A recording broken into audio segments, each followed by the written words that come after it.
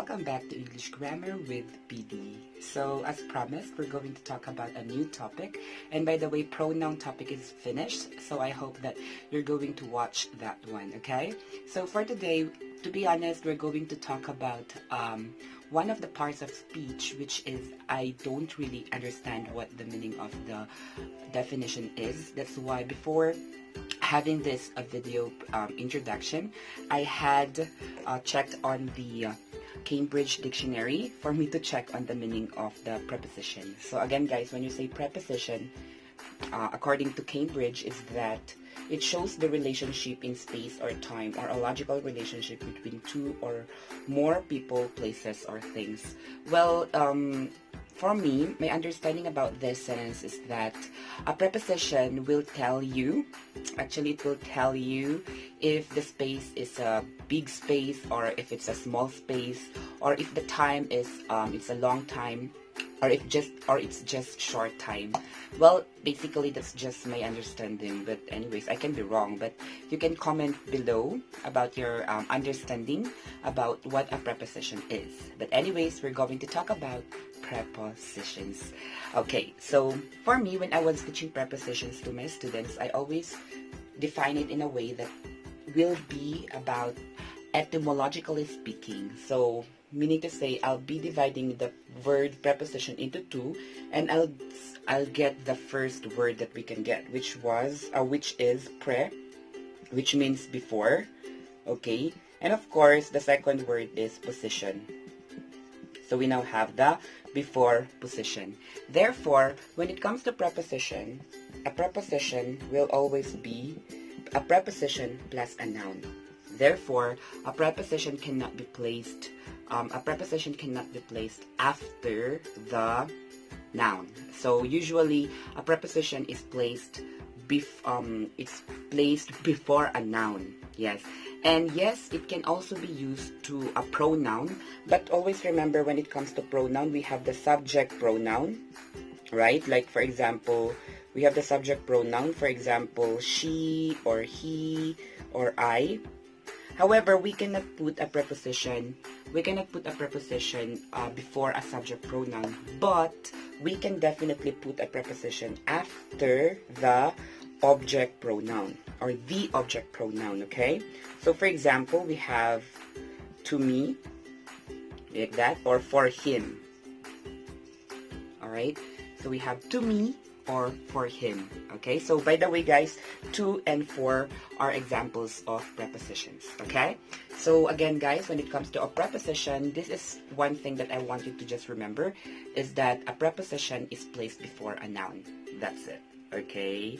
So again, if you know, if you have your own idea about what a preposition is based on the definition given by Cambridge, then you can comment below what you think about it. But anyways, I won't be dealing too much about that because the topic for today is a little bit hard to understand and of course to teach as well. So when it comes to preposition, the most common ones are the preposition of place. The preposition of place, okay? So again, guys, when we are talking about the preposition of place, the usual ones are, we have the tan tan tan tan, I live, right? We always I will be using this as my springboard of teaching you what a preposition is all about. So again, guys, I live in, I live on, and I live at. Okay, so between the two, between in and at, which is actually smaller, which preposition signifies smaller area? That is the preposition at. Always remember, guys, preposition at will signify the smaller area. Okay, and then the preposition in will signify a big area. Okay, so when it comes to the question like where do you live, always remember that when you are talking about a house, okay, or an apartment, okay, an apartment, or sometimes in British they say a flat. Yes, guys, a flat in British means apartment, but apartment in American is of course the apartment that we know. So anyways guys, when we're talking about a house, an apartment, a flat, we always use the preposition in, okay? Secondly, also we use the preposition in when it comes to city and country. Okay, for example, I live in a house in Baguio City in the Philippines. Like that. So I cannot say I live in a house at Baguio City on the Philippines. That's totally wrong. So again guys, you have to use the preposition in when we are talking about a house, apartment, flat, city, country, okay, New Zealand, whatsoever. We always use the preposition in. Next one, for the on. When it comes to on, we usually use the preposition on when it comes to roads, okay, avenue, drive, boulevard. Okay, we usually use the preposition on when it comes to, oh, that's my alarm, because usually I prepare 2 hours before my work. So anyways, so we use the preposition on when it comes to roads, avenue, drive, and boulevard, okay? If you ask me the difference between an avenue and a road, well, an avenue is, of course, a road also, as well. However, there are some trees on both sides of the road, so that's what we call an avenue. For a drive, I think it's a road that is connected to the main road. Well, it's up to you to search onto the meanings of roads, avenue, drive, or boulevard. So anyways, we have to use the preposition on when we are talking about boulevards, road, drive, and avenue. Okay, so for example, I live on Ligarda Road, like that. I live on Ligarda Road. Okay, so you say, I live in a house on Ligarda Road in Baguio City in the Philippines. Something like that. Okay, guys? So always remember, we use the on when it comes to this. Next one, we also use the preposition on when we are talking about the floors. Okay, when we say floors, we're talking about the first floor, second floor, third floor. Okay, so for example, hey PD, I'm in the mall right now. Where are you? Do not say, oh, I'm in the 6th floor. That's wrong. Okay, you have to say, I'm on the 6th floor. Okay, 6th. Oh my god, 6th. 6th, because of the XTH. 6th. I'm on the 6th floor. Okay, so again guys, when we are talking about floors, we have to use the preposition on. Okay, first floor, second floor, or third floor, it's always we have to use the preposition on. Okay, now at. When it comes to the at, since this is actually the smaller area, this is the time that we tell the specific location. Like for example, we're talking about our house number. Okay, so if there is already a number, if you can see a number, it means to say that you have to use the preposition at. Why? Because the preposition at signifies a smaller area, a specific area. So for example, if I say I live in a house, okay, you live in a house, right? But you will be asking yourself, what if there are a lot of houses? Which house are you pertaining to? Oh, I live at number 72, something like that. Okay, I live at house number 72 on Ligarda Road in Baguio City in the Philippines. By the way, I'm from the Philippines, and I'm not a Korean. 안녕하세요. Okay, anyway, so that's actually how we use the prepositions in, on, at when we are pertaining to the places. So I'll give an example. So where do you live? For example, this is a speaking IELTS question. No, if it's an interview, okay, or I don't know, it's just a question of where do you live, okay. I live at number 7, Purok 6. Oh, I think, sorry, I need to change. Maybe someone will send me some death threats joke. Okay, so I live at number 72. Okay, I live in a house number 72. I live at house number 72 on Chuchu Road in Baguio City in the Philippines. Like that. Okay, so again guys, what if there are floors? Oh, you can just put it, right? So you can just say I live at house number 72 on the 6th floor, 72, right? So it should be 7. So it should be on the 7th floor. Okay, I live at apartment number 72 on the 7th floor on Ligarda Road in Baguio City in the Philippines. Okay, guys, that's how you do it. Okay, now let's move on. It's so fast.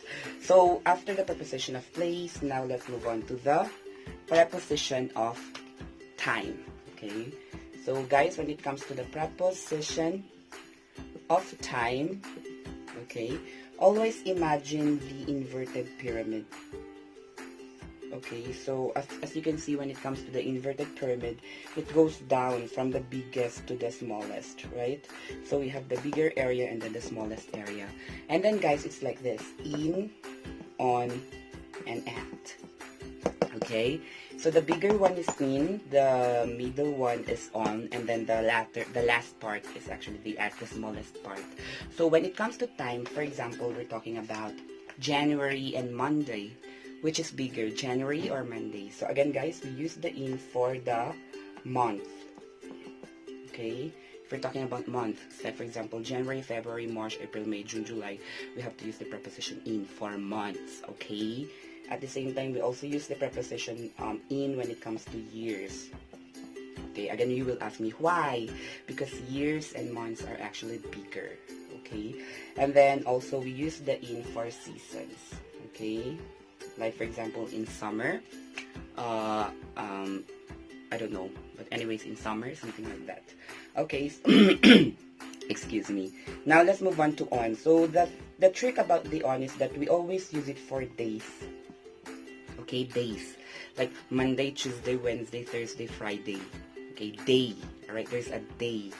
Right, so on Monday, on Tuesday, Wednesday, Thursday, Friday, Saturday, Sunday, we always use the preposition on. Now this is the question: how about if I say wedding day? On my wedding day, of course we use the on. Why? Because it talks about the day. Alright, so always remember, day will be on. Okay, so I'll see you on Monday in the month of December. I don't know which, just on the Monday of December. I don't know when. But anyways, that's how you do it. Okay, you have to use the on when it comes to the days. All right. So how about birthday? Yes, on. All right. You are invited on my birthday. Okay. So for the at, guys, we use the at for the time. Okay, exact time. For example, 9:30 a.m. Okay. 9:30 a.m. So we say at 9:30 a.m. So always remember, guys, we use the at for the time. Okay, so this video is 30 minutes, so we still have time. Okay, so again, guys, I'll give an example. Okay, I will see you at 9:30 a.m. on Monday.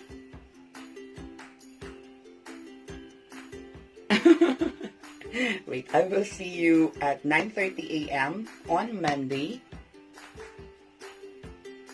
in the month of December. But the day, right? I mean the exact day. Okay. I will see you at 9:30 on the 27th day of December. Okay, that's right. So anyways, guys, the thing here that I want you to always remember is that we use the in for bigger time, and then we use the on for days, and we use the at for the time. Okay, like that. Now let's go with when it comes to the day, the time of the day, something like that. So we start our day at, what do you call that one? Is it dawn? What do you call that? Is it dawn? I'm not sure. So anyways, let's start from morning. So we have morning, and then this is morning, right? And then we have the lunch, right? And after that we have we have here the afternoon. Okay, and then we have here the night. Okay, and then after that we have here the, let's say, in the middle of afternoon and night is what we call the twilight, the dusk. And then we have here the evening, and we have the midnight. I'm not sure, maybe this is dawn. You know, if it's before the sunrise, but please correct me if I'm wrong, okay? if I'm correct, then don't correct me because I'm correct already. Okay, so anyways, guys, so going back to the idea of in, on, at. Again, the inverted pyramid, we have in, on, and at. So the smallest one is at, and then the biggest one is in. Alright, so always remember like this. So dawn, is it big or is it small or big? The time. Okay, so this is actually at, because it's just very short time. So say at dawn. Morning. Oh, this is morning. This is big, right? So we say in the morning. Lunch. 12. It's actually lunch or noon or 12 p.m. Right? We use at, because it's just 12 p.m. right? And then we have afternoon. Oh, that's long again. So this is in. Okay, and then twilight. Twilight is in between the afternoon before the night time. You know, it's like if you watch the vampire movie Twilight, I guess the reason why it's twilight is because it's the time that the vampires can go out. I'm not sure, but anyways, so twilight, guys, we have to use at. And then night is just a small part, so we also use at. And then evening is long, in the evening. And then after that we have midnight, also short. 12 a.m. is also at. Okay, so always remember, we say at dawn, in the morning, at noon, at lunch, at 12 p.m., in the afternoon, at twilight, at night, in the evening, at midnight. Okay, so why is this so? Because again, we have the biggest one and then the smallest one. Dun, dun, dun, dun, dun, dun, dun, dun, dun, dun. Now let's do this. So we are now going to move on to the other confusing prepositions. Okay, they are confusing in a way that we don't know which to use, right? So always remember, for number one, when we are talking about the sources of information. So for example, we say sources of information. We usually get information where? Where do we get information? We get information the internet. The internet. For American, they say internet. For British, they say internet. So both are correct. Okay, internet or internet are both the same. And by the way, when it comes to the article the rule, actually there are a lot of rules when it comes to article the, but because of the lack of time or limited time that we have in our video last time, that's why I didn't teach you. But then again, if we use the noun internet or internet, there must always be the article the. Okay, there must always be an article the if we're talking about the noun internet, because internet can be an adjective, like for example internet connection, then you don't need to put the if you're pertaining to general thing, like for example I have an internet connection, so that's general, right? But if you're using only internet, then you have to use the internet. Okay, anyways, we also get the information from newspaper, magazine, TV, what else? Radio. Okay, newspaper, magazine, blah, blah, blah, blah, blah, blah. I'll have to just stop there. So again, guys, when it comes to sources of information, internet is in or on? It's actually on. Newspaper, in. Magazine, in. A book, say book. In. Radio, on. The same with the radio. When it comes to radio, there must also be an article the before it.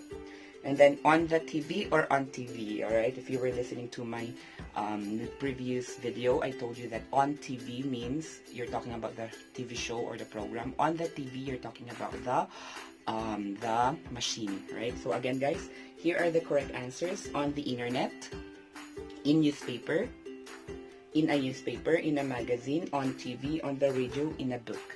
So what do you think is the rule here? Okay, I'll tell you the rule now because there's no more time.